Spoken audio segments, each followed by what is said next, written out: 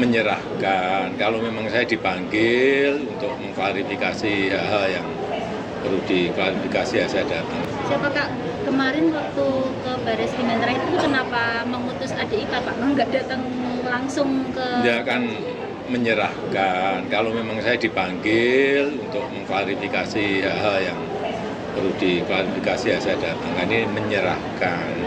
Tentu saja menyerahkan dokumen yang saat ini sangat penting. Saya mengutusnya orang yang saya percaya. Ya, Pak, berarti sekarang posisi ijazah aslinya masih ada di Baris Krim? Di Baris Krim. Nanti kalau sudah selesai pasti akan diberitahukan, kemudian kita ambil. Seluruh ijazah Pak? Iya. Mulai dari SD sampai kuliah? Masih di sana yang SMA sama yang kuliah. Dikit Pak. Sedikit. Kita aja Pak.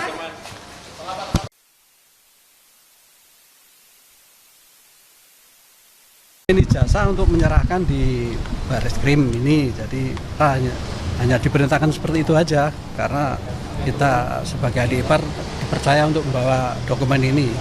Gitu. Dan sekarang sudah diserahkan ke Baris Krim dan nanti untuk selanjutnya untuk bisa menerangkan adalah dari penasihat hukum maupun di Baris Krim. Hanya itu aja. Harapannya Pak dengan kasus ini Pak? Ya cepat selesai ini dan cepat gamblang gitu. Ya kan? Ada pesan khusus nggak yang disampaikan langsung dari Pak Jokowi? Tidak ada. Dalam mengantarkan surat ini? Tidak ada, hanya membawakan dokumen ini aja itu untuk diserahkan ke Baris Krim. Kalau keluarga melihat kalau ini sebagai ada tingkat kriminalisasi dan tidak dijaga itu karena kita tidak bisa ya kita serahkan pihak kepolisian aja nanti. Hanya itu aja.